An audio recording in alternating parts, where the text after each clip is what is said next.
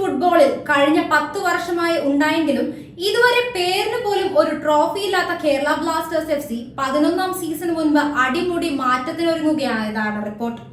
ഇതിന്റെ ഭാഗമായി നിരവധി ഇന്ത്യൻ താരങ്ങളെ കേരള ബ്ലാസ്റ്റേഴ്സ് FC വിൽക്കാൻ ഒരുങ്ങുന്നതായുള്ള സ്ഥിരീകരിക്കാത്ത റിപ്പോർട്ടുകളും പുറത്തു വന്നിട്ടുണ്ട്.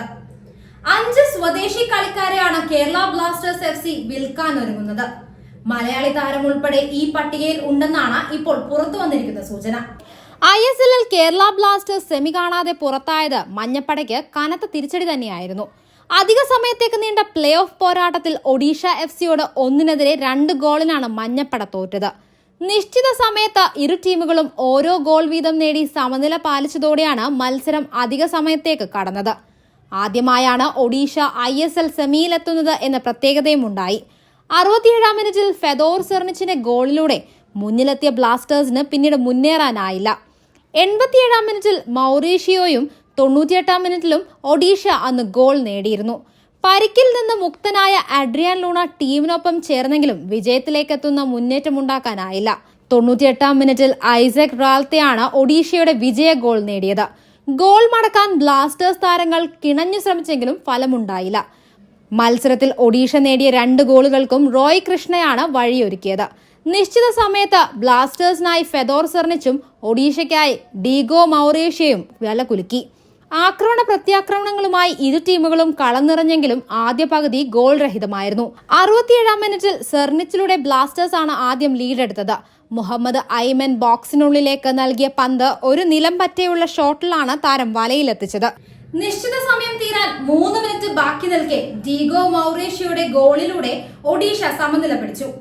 റോയ് കൃഷ്ണ ബോക്സിന്റെ വലത് പാർശ്വത്തിൽ നിന്ന് നൽകിയ ക്രോസിന് മൗറീഷ്യോക്ക് കാൽ വെച്ച് കൊടുക്കേണ്ട ആവശ്യമേ ഉണ്ടായിരുന്നുള്ളൂ. 81ാം മിനിറ്റിൽ സെർണിച്ചിന് പകരക്കാരനായി അഡ്രിയൻ ലൂണ കളത്തിലിറങ്ങി. മത്സരത്തിന്റെ 23ാം മിനിറ്റിൽ മോർത്താദ ഫാൾ ഒഡീഷയ്ക്കായി വല കുലുക്കുകയായിരുന്നു. ഒന്നിലേറെ ഒഡീഷ താരങ്ങൾ ഓഫ് സൈഡ് ആയിരുന്നിട്ടും ഗോൾ നൽകുകയാണ് റഫറി ആദ്യം ചെയ്തത്. എന്നാൽ ബ്ലാസ്റ്റേഴ്സ് താരങ്ങൾ ശക്തമായി പ്രതിഷേധിച്ചതോടെ റഫറി തീരുമാനം പിൻവലിച്ചു. ഐമന് മികച്ച അവസരം ലഭിച്ചെങ്കിലും താരത്തിന്റെ ഷോട്ട് ഗോളിയുടെ കാലിൽ തട്ടി പോസ്റ്റിൽ തട്ടി മടങ്ങുകയായിരുന്നു.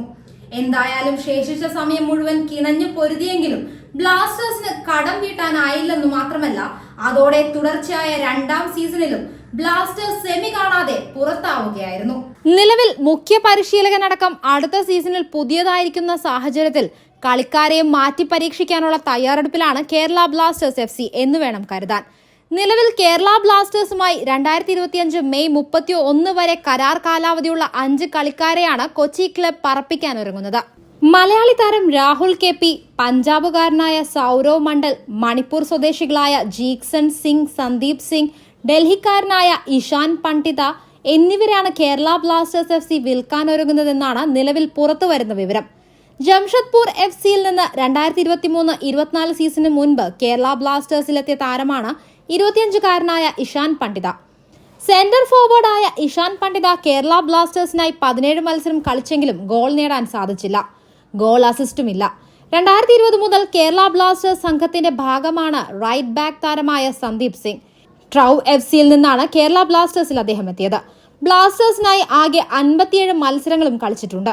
1 ഗോൾ നേടി 2 ഗോളിന് അസിസ്റ്റ് നടത്തി ഈ 29-കാരൻ. 2019-ലാണ് ജിക്സൺ സിംഗ് കേരള ബ്ലാസ്റ്റേഴ്സിൽ എത്തിയത്.